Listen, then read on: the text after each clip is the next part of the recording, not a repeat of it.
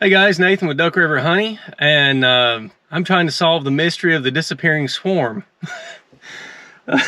I was by my bee yard earlier running an unrelated errand, and I had one hive from my last inspection that I thought I was a little late adding space to, and I thought that might cause them to swarm, and just didn't really know. I'll link to that video. It was white wax and expanding brood nests. So I was by my bee yard and saw that there's a swarm hanging on one of my pear trees. It's 30 yards in front of the hives, and it's a big swarm.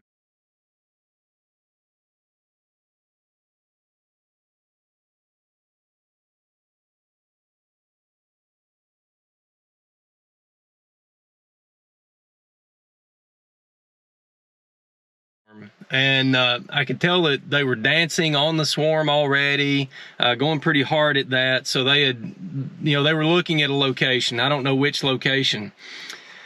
So I didn't have anything to get them with. I didn't have my bee suit or anything. So I ran back to the house, got all my stuff, found my bee brush and all this, and raced back out to my bee yard, and they're gone. So this is one of the reasons that I've got 6 swarm traps within a half mile of my bee yard. I'm hoping that they have moved into one of my swarm traps. If not, then I've just lost a big swarm. So we are going to go check and see if we have caught a swarm. And I'm really hoping that we have, because if we haven't, then my insurance policy is failing. So let's go take a look at a few and see if we've got any positive signs. All right, so this is the trap that I would expect them to like. I caught 2 in this one last year. I see no bees coming or going. That's a bad sign.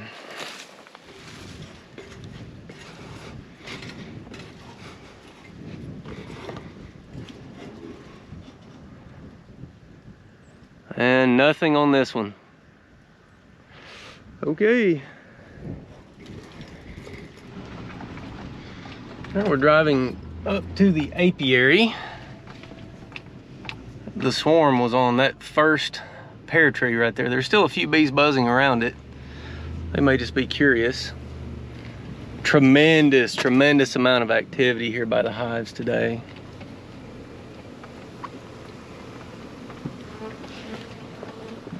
That swarm trap up there is showing no activity. Well, I see 1 or 2 bees buzzing around it, but they're certainly not going in and out. I've got some old equipment on the end there. That's an empty box. I don't see anybody going in or out there though. Judging by the activity, I think it may have been that first hive over there. Bee just got stuck in my hair. Oh, and look, I got my first tick of the year.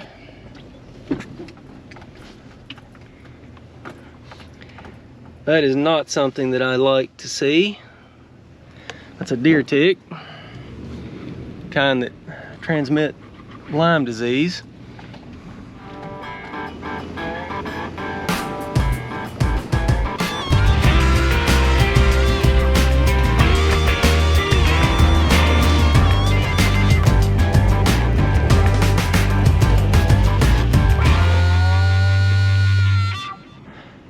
See no activity at this one, so I do not believe that I've caught them at all. No, I do see a scout bee there. Just one though. All right, so I've looked at the 3 swarm traps that are closest to where that swarm was and haven't seen much at all. That's discouraging. I'm really hoping I didn't lose this swarm, but stuff happens. Bees are a wild animal that we keep, and they're free to leave when they want to. Try to convince them to stay, but they've got a big part in this decision making. So we'll go look at a few more. See a scout bee on this. several scout bees.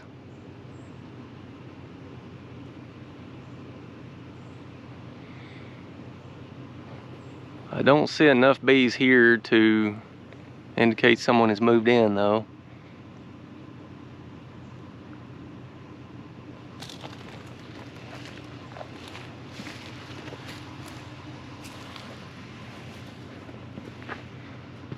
No, they didn't move into this one.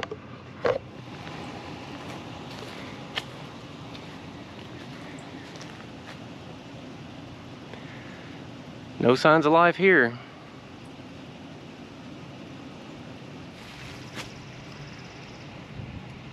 These are the 2 traps in my yard, and I'm not seeing activity at either. I think there's an old abandoned hive on a neighboring property. They may have moved into that one. In which case they're just free bees for someone. If they want to keep them, I'd be.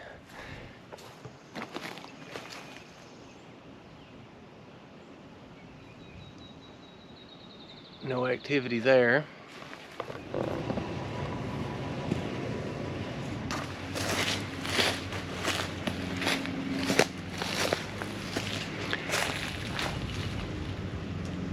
Don't see any activity here, so I did not catch them in this one.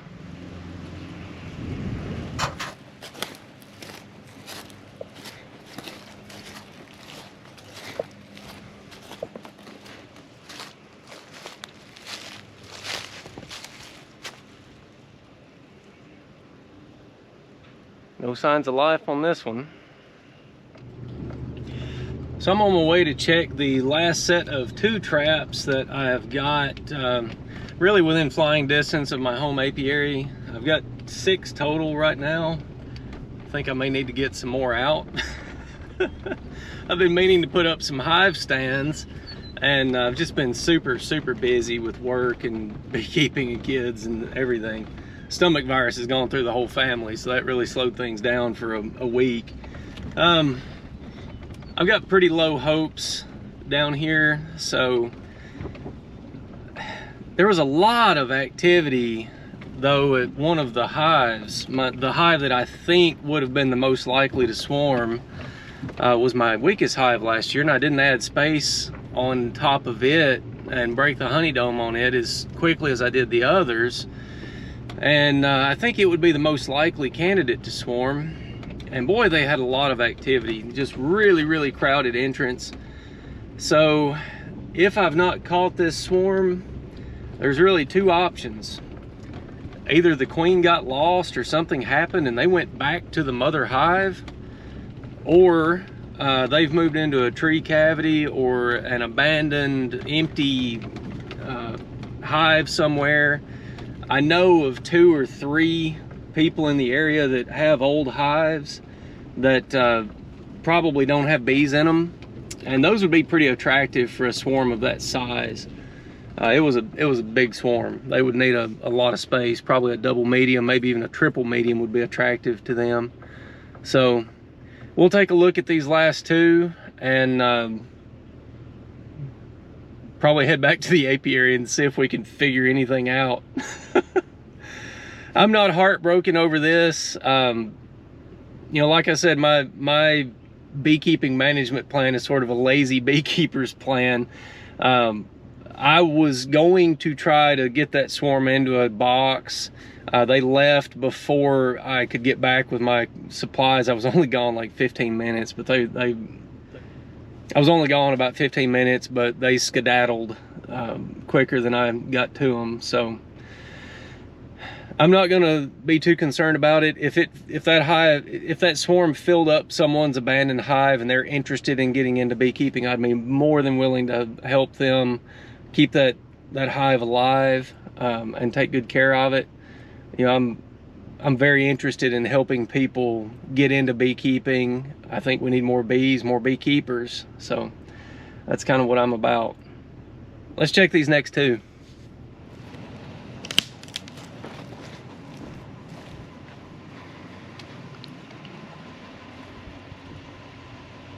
Don't see any activity at this one. So we'll just freshen swarm commander and move on to the next one.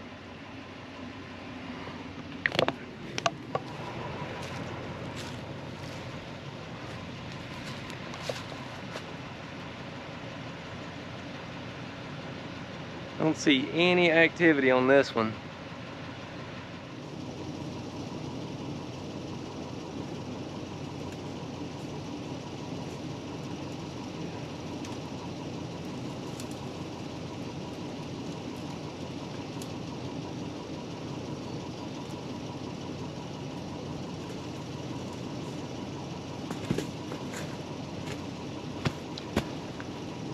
Well, I did that without falling. That's good. I don't see anything on any of the pear trees out here. I'll show you what I'm looking at. So here's some of the hives, and there's the pear tree that the bees were on.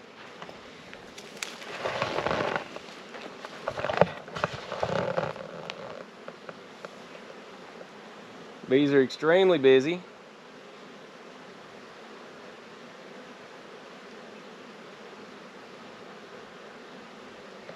In fact, I'd say some of these entrances need to open. They are really busy, especially over here. So we'll do that, I'll show you that. You can see I took some preventative measures. We had high risk of severe straight line winds several days ago. And I went ahead and ratchet strapped down my hives, and I put a half block and a full block on them, so they've got 50 to 60 pounds on top of all of them. And then at least the ones on the ends are ratchet strapped. I figure they'll be the ones that catch the most wind. And they're not gonna like this, but we're just gonna pull those out for now, because they are pretty congested. These guys are not so bad. I'm not gonna mess with them. I can't get that one out easily.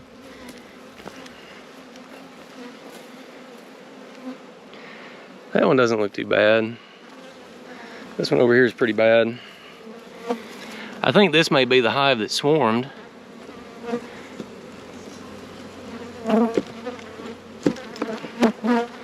Yeah, they're gonna be mad now. I can't get that thing out.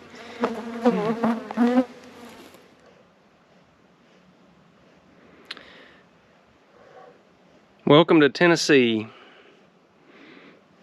I found this guy crawling up my neck when I was trying to get my veil off.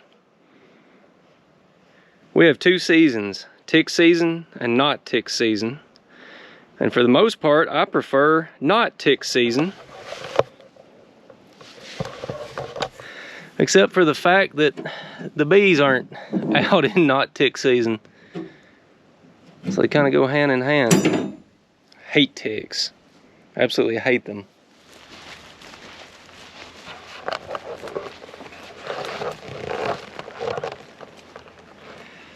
You can actually see where they started building wax here. So they must have been here for a little while. Just wax deposits everywhere. From here down to here.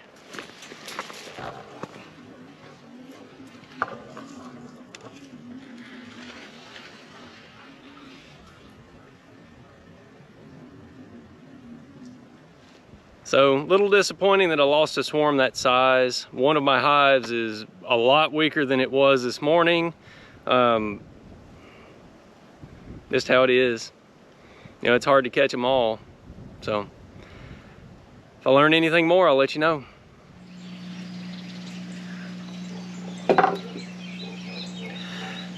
So it's the next morning. I'm sitting on the porch listening to the rain, and I wanted to add some context and history to this story for anyone who is not super familiar with my channel. So last spring, I started with packages of bees, and then I started researching swarm trapping really hard and learned about that and put out swarm traps and ended up catching 7 swarms within about a mile to a mile and a quarter of my home apiary. And none of them were my bees. I didn't have an apiary of bees. I had packages I was getting started out.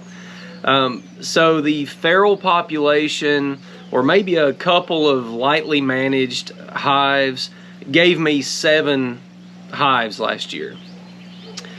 And then, you know, they were going well, and got into the fall, and I'd already done my mite treatments and done mite washes and all this. And in October, I found a hive that received a mite bomb. I'll link to that, and you can watch that. It's an interesting story. So basically, a hive that washed a 0 in August and had been treated six times at 4-day intervals with oxalic acid vapor ended up with an extraordinarily high mite count in October. So I got that resolved, and what I think happened is there was either a feral hive or a minimally managed kept hive that just got overrun by mites, and my hive robbed them out. They would have to be failing or a dead out for that to happen. So my swarm yesterday that I lost did not choose to go to one of my 6 swarm traps that they very easily could have found and moved into. Why would they not move into one of my swarm traps? Well, because it wasn't the best available location for them. They found somewhere else that they liked better. One of the things that they could have liked better would be the presence of more bee smell, or a house that bees had lived in. So I think it's very, very possible that my swarm could have moved back into the mite bomb hive. The hive that my strong hive robbed out and got the mite bomb from, that failed hive location could be where my swarm went. So this is why I'm not super torn up about this, because, you know, it's kind of like the saying that the Lord giveth, the Lord taketh away, blessed be the Lord. Well, this feral population of bees gave me 7 swarms last year, and one of those probably died last fall due to mites. Well, I just repopulated that hive, potentially. You know, that's the way I look at it. That seems just fitting. You know, it's almost poetic. So I am not torn up about that at all. I hope it's a kept hive and someone lets me know, and you know, I'll help them keep it alive for sure. I'd love to do that. I'd love to have that opportunity. But either way, I'm just not really torn up about it. You know, I'm helping to repopulate the feral population here. And again, I'm not in an urban area. There's very, very little chance that swarm wound up in someone's house. So I'm not too worried about that. It's just sort of poetic to think about that. You know, I got 7 swarms from that population, and then I just repopulated one of those hives that probably gave me a swarm last spring. So that just seems fitting, you know. I don't know for sure, but I would imagine that swarm came from my weakest hive that I didn't get space added to until a week ago. That would make sense to me. I don't know that for sure, and I'm not going to find out. One of those hives has got swarm cells in it. They've got queens developing, probably capped, and if I go and tear them open looking for, you know, queen cells, I'm probably going to destroy some queen cells, and I'm certainly going to disturb the hive. I don't want to do that, and it doesn't really matter. You know, that hive needs a queen to get mated and come back. There could be after swarms, maybe, but I just think there's more damage to be done than benefit by going and trying to find out which hive it came from. So we'll just we'll take the wait and see approach on this. I think that's the wisest approach in a lot of beekeeping, is to let the bees be bees, and we make the best decisions that we can as beekeepers. Guys, if you like my videos, please give me a like. Please hit the subscribe button and the bell for notifications if you haven't. That helps me get my channel out to other beekeepers, and my big goal with this channel is to show the ins and outs of beekeepers, to get new people into beekeeping, and to help new beekeepers be successful. So hitting that like button, subscribing, sharing it with your bee groups, sharing it on Facebook groups and things like that really helps to get it out. So I appreciate you doing that, and I'll see you next time.